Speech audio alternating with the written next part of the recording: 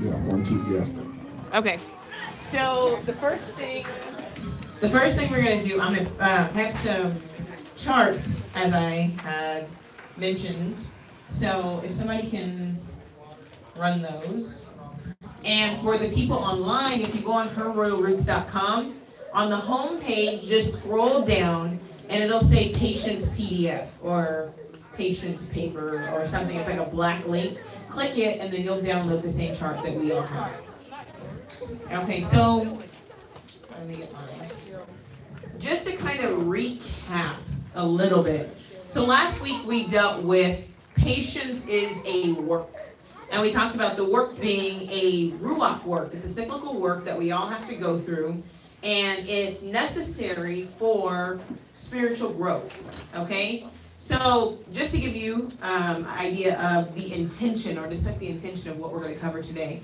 So today we're going to deal with what the word patience is, and then the process of patience, because we didn't really go into detail about that. So there is a word, one singular word, that gives you the length of your patience. And then within that patience is the actual process that each of us have to follow. And so what we'll conclude with is, what is the purpose and the goal of the patience process? Okay, so it's like three things. Okay, so on the chart that you're going to pull up, it's the stuff that I read last week. I know it's small. I can make some bigger ones for the people here, and I can pull it up again online as well. But it covers the whole process. So from Hul all the way to Kum. And so we're going to look at this process, and this process of patience, and I've been like testing out the process, just looking through scriptural things, and every single character and every single person in scripture, including the Mashiach, went through the process of patience. Crazy. Like, it is a actual thing. Who knew? Right? Okay, so the verses that we have that we're going to be looking at, because we understand now, as we've transitioned from a westernized linear thinking into the Hebrew walk, into a cyclical thinking, that everything is a cycle. And we also know that the people who wrote in Scripture understood biblical thought. They were not coming at the reader or the audience through a westernized Greco-Roman thought process. They were coming with a Hebraic thought. So the reason why we use James or Yaakov, same as Jacob, King James actually changed the name of the book James to James as tribute to himself. So his name is actually Jacob. And Jacob, the reason why this verse is so important is because he saw a cyclical pattern, and in the whole work, so you should read all of James, he's actually talking about how to make it through things. And so he's actually the person that coined this process of patience. I stole the title from him, Yosh, or Yosh, because it sounds good, right? So James says in Yaakov chapter 1, starting at verse 2, he gives a greeting in verse 1. Starting at verse 2, he says, "My brethren," so he's talking to you guys and us as a whole, "count it all joy when ye fall into diverse temptations, knowing this, that the trying of your faith worketh," patience is a work, "worketh patience. But let patience have her perfect work, that ye may be perfect and entire, wanting nothing." Okay, so on the board, I kind of wrote out, sorry about that, some key words. And I wrote out these key words because this is something I think each person should kind of go through and look at. But I'm going to highlight and give you the definition of each of the words. We'll move it this way. So the key words for what we're going to look at today are patience. Okay, so patience, as I showed you on this chart, this is the process of patience. But the word for patience is a Hebrew word, arak. Arak, okay? Arak. And it literally means long. I know, I thought the same thing. I was like, but the length is not the focus as much as for something to be a particular length means it comes to an end. Okay? And so the example that came in my head was this. It would be one way if I told you, be patient, and you never knew what the end was going to be or when the end was going to come. It is like a form of torture. But if you knew that your patience or your waiting led to something, then it's easier to endure that process. Okay, so if you look at the beginning of the process, there's this birthing, but at the end, there's inheritance. You know at the end of your patience process, you are now ready for your inheritance. Okay, so that is our focal point. So I thought about Jade and Ari, and I thought about cooking. If I told them, prepare for dinner, so they're doing all their tasks, prepare for dinner, and I'm never cooking, that's torture. I'm hungry, you asked me to do a task, and then I get done with my task and there's no food here. But if I tell them prepare for dinner, and in the process of them preparing, they start to smell food cooking, and I'm like setting the table, they're like, okay, she said to prepare, and I can actually see her making preparation on her side as well. The reason why we need the process of patience, this actual chart, is because the Most High is doing something while we're going through our process. But if you can't smell it, if you can't see him setting the table, then it makes it difficult to endure the process all the way through. Does that make sense?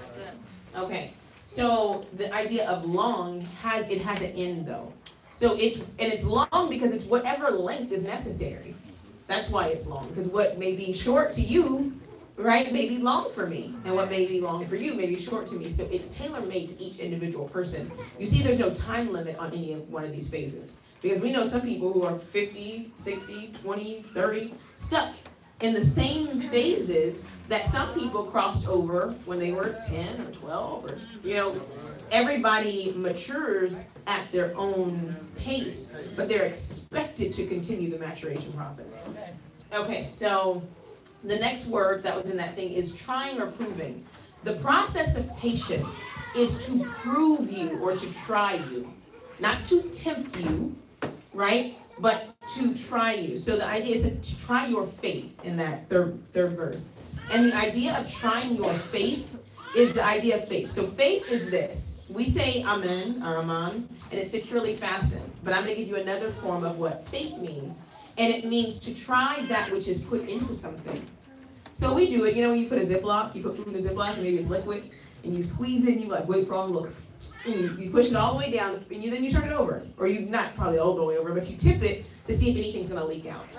The trying of your faith is that now these contents have been poured into this vessel. Now I need to make sure the vessel is going to hold the contents. So if you look on the chart, just so I'm not making all this up, if you get down to the cool phase, so Kaf, Vav, Lamed, it's the dark blue before the purple. When you get there, it says tamed for the yoke. I thought an example from you, even though I'm with Leotis, I don't think you that country. But he talked about this idea of horses that are tamed or that are broken. And so what do you do before you hop on the horse? First you put a saddle on the horse. You want to see if he's tamed for the yoke. Before I even get on you, I'm going to make sure you're not going to buck me off. So in our process as Hebrews, right, we get to a place where, okay, I put these contents in you, but now I need to try the vessel to see if when I put the burden or I put you to work, tame for the yoke, when I put you to work, are you going to buck or are you going to kick against the pricks? That was the Most High's issue with Shaul. He was like, dude, you've made it all the way to this part. You're tamed for the yoke, but dude, now you're kicking against the pricks. You've got Torah, you've been filled. So what's the issue now? I have work for you and you don't want to do it. And so he then, sends him, the story. Okay, so you're going to be tried or proven. So the process, there's a process in trying and proving too. So each phase has its own process.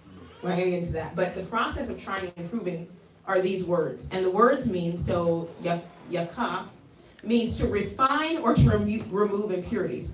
So as a person, if you were starting at the orange and you made it all the way to the blue, you'd be like, dang, I'm good.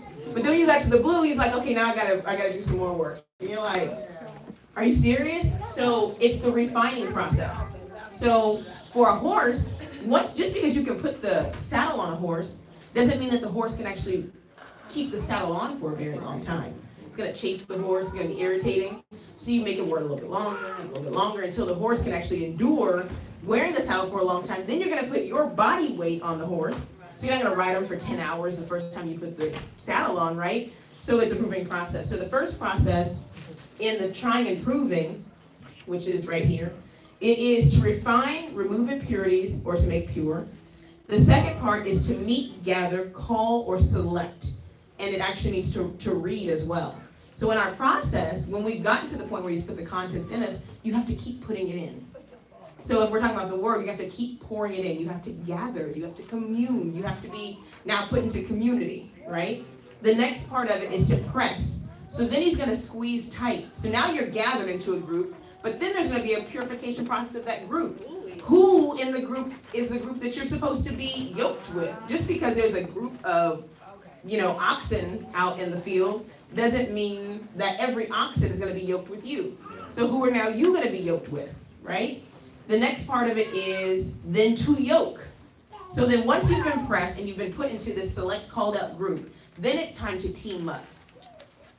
Just because you've been selected and you're a lone ranger, you're still in the process. You haven't even made it through that process because every person that has been called to work is called to team up.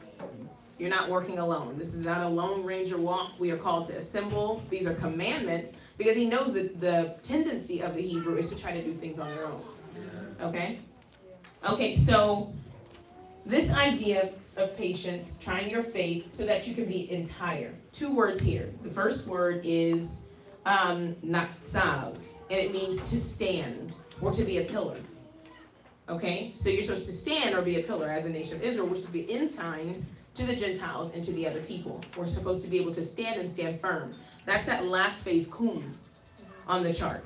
Okay? But you can't stand. It's funny. There's a mystic, a secular, well, not secular. He's a Christian. They made him Christian. I really feel like he's like an ancient Asian guy. But anyway, his name is Watchman Nee. And he has a book called Sit, Walk, Stand. And he uses, you know that? He uses the idea of you will mount up on wings like eagles. You will run and not grow weary. You will walk and not grow faint. And then the last part is to stand. And so this idea of the walk, when you look at this path, in the beginning, you're going to blow past from cool to, it's funny, they're both the same word, from cool to cool. You're going to blow through those phases because it's kind of, you expect it. But the last part is literally, now you have to sit with this yoke on you so you can get comfortable. Then you got to walk a little bit with the yoke on you with somebody else. So sometimes you want to walk this way and this person wants to walk this way. But the final thing is to be able to stand and be balanced with each person equally carrying their weight. Right? It's that same exact process. So now you wouldn't even really, when you get so in tune with this process as you go through it over and over again, you'll have the person when you go through it the next time that you're yoked with. So how much easier will it be to plow through this process of patience when you have the person that's yoked with you to go through the process with, right? You'll get so good at it that I've seen people who have like dogs and big scary dogs or big scary animals where they're so in tune with the person that's leading them. So now I can just tell you, you can literally talk to your animal and be like, go over there and do this. Don't need a leash, don't need a yoke, don't need anything. I think that's what Paul meant when he was saying that the law is your schoolmaster, right? But once you have it, then there's no more need for the yoke of it because now it's in you. The training is now inside of you. So now when you enter into any process of the Hebrew, you know what the process is. So now you don't have to be walking around with this paper like, okay, let me see. So, okay, I'm right here. It becomes natural to you to move through the process. That's what Torah is. When Torah is in your heart, it's because you've worn the yoke long enough to where even without the yoke, it feels like you have it on you, in a sense. You know what's expected of you. So now you can take people who can ride horse bareback. Because why? You know, the horse knows what to expect when you get on the horse. So then we should know what to expect when the Father is trying or proving our faith. He's proving the vessel every time he pours more into you. So don't just look to go through the process once, but as you go through the process, and there's a word here, it's the, where is it? I wrote it down too. Patience is prolonged, that word arak. It also means to stretch the flesh, right? To stretch it. So that every time you go through the arak process, he's going to stretch you a little bit so that he can pour more in. But every time he pours more in, then he has to prove it. I have to make sure it's going to stay in. Then he pours a little bit more in, he's going to stretch, he's going to pour a little bit more in, he's going to prove it every single time. So if you don't want to go through this process, then you don't want to grow. So some people choose to just stay in one phase. They're like, you know what, this is good. I'm good right here. I can't take anymore. And that's why that idea of putting new wine in old wineskins, it's not because of the age of the person. It's their inability to remain malleable, to continue to stretch. The skin has now reached its stretching capacity. So you don't pour anything else in it. It's holding what it can hold. So we want to get to through the process, though, to where we can hold all that we've been made to hold, because that's when you sit. And that's when you rise or you stand as an ensign, because now when people come to you, you are complete and whole, entire, wanting nothing. And so the idea of entire, I gave you the natsav, but the other word is shalem or shalom. And it means really peace, but it's not the idea of peace without going through a process, but it means to make whole by adding or subtracting. So sometimes in the process, he's not always going to add something, but he also may take something. And so the issue, and we talked about this morning with Job, is his issue was a taking away. Yah giveth, Yah taketh away, blessed be Yah. Why? Because I'm still in the process. If he's not giving or taking away, then I am essentially spiritually dead, and I might as well just lay down and die. Right? So the giving and the taking creates the balance. Sometimes you got a little bit more on this side.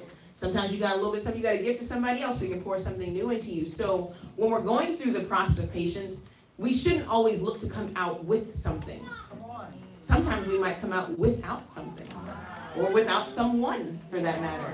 And we have to be okay with how the Most High takes us through that process. Okay, and last but not least, I had patience has an expected end. But just because it's the end doesn't mean it's the end, because often, I have this quote in our room, the end is often the beginning. The end is definitely the beginning, because in a cyclical process, when you're at the end, you're coming back to start all over again. Right? So, but it has an expected end, and you should know when you're at the end and at the beginning. Right? Okay, and what do I have last on here? I think that was it. So when you look through this chart, what I want us to do in this room, and the people online to do, is look at the chart, and don't think about just one thing you're going through, but if it is one thing, I mean, it's fine if it's a huge thing. Look on this chart and see where you are. Circle which one, or put a check next to which phase in your current life that you feel like you're at. Which phase?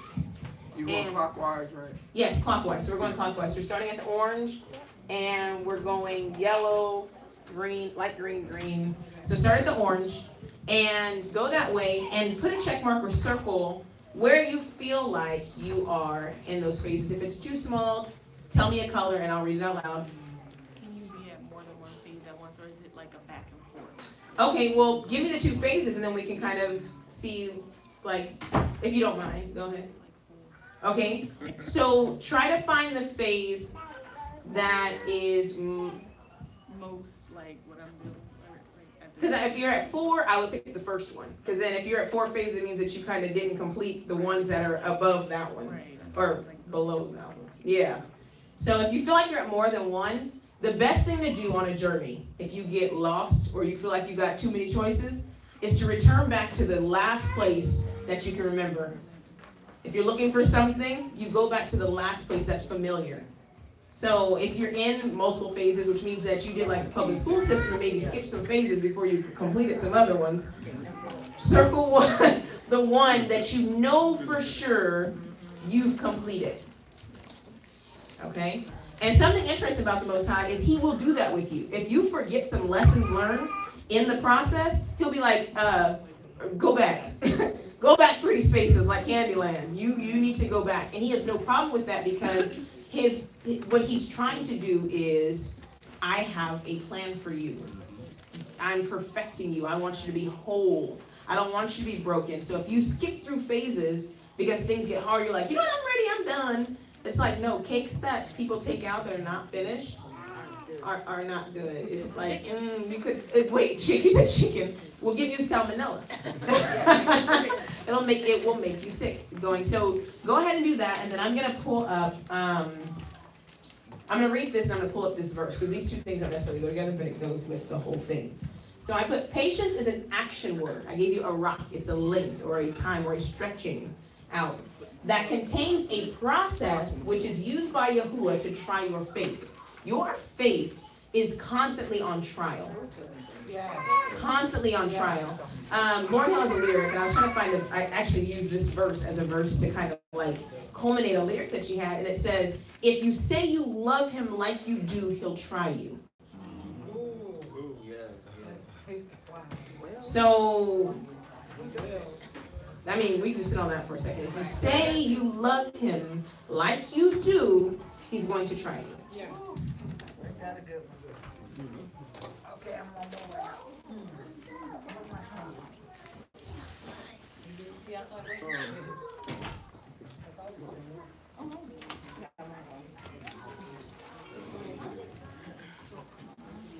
Oh, right there.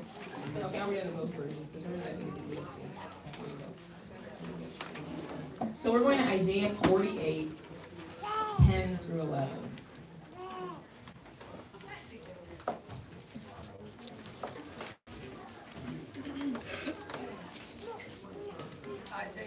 Isaiah 48, 10 through 11. And so what we're going to do is we're going to keep these.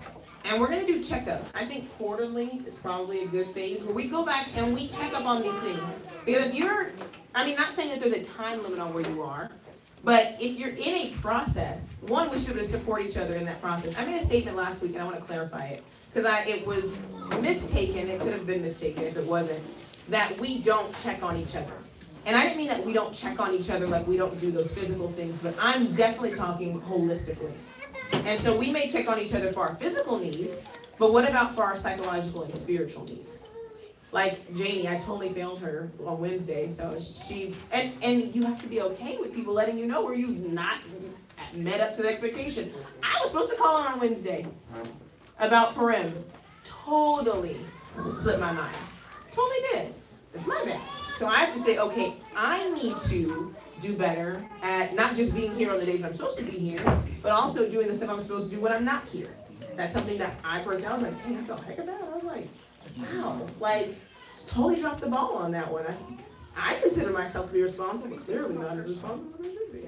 So, so that was for me. But it wasn't something I was like, you know what?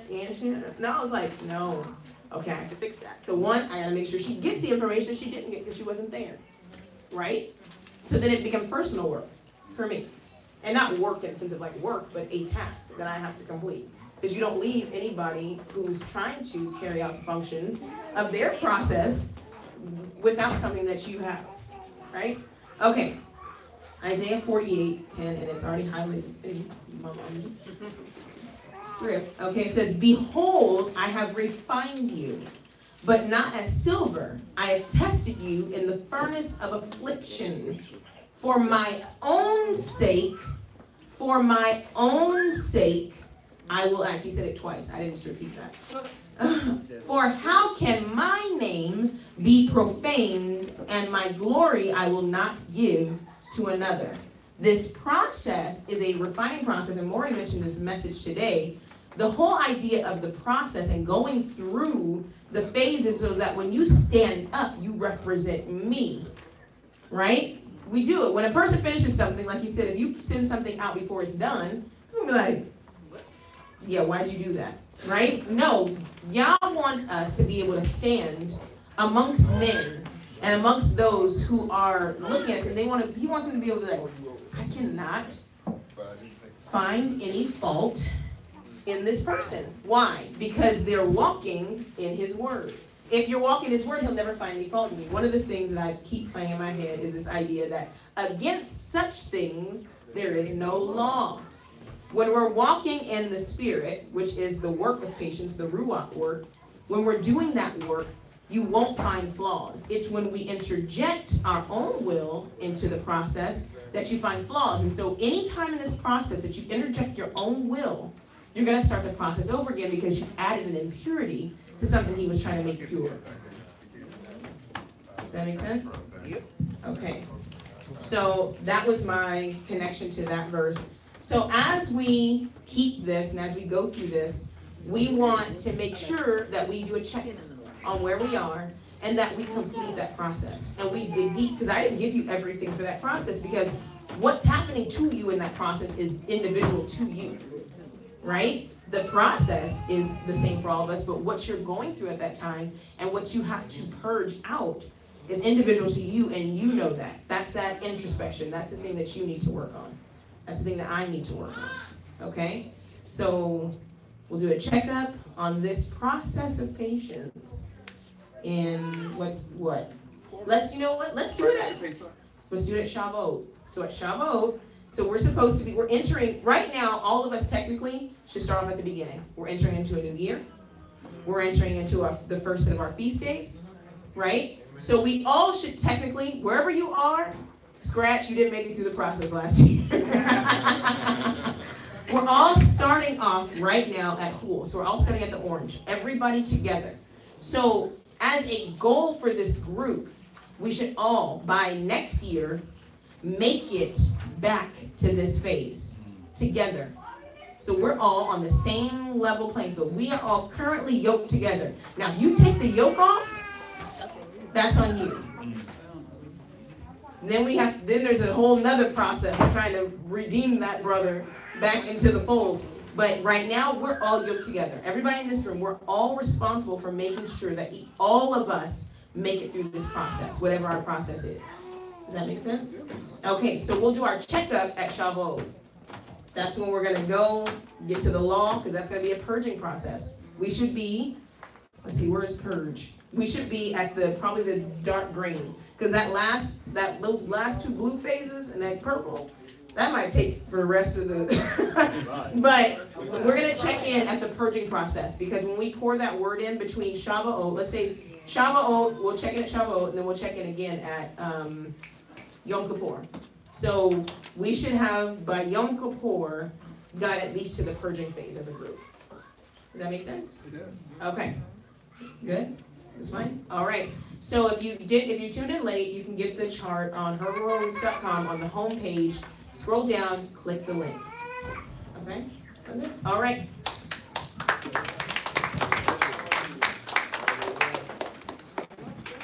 Go, Marita, you go.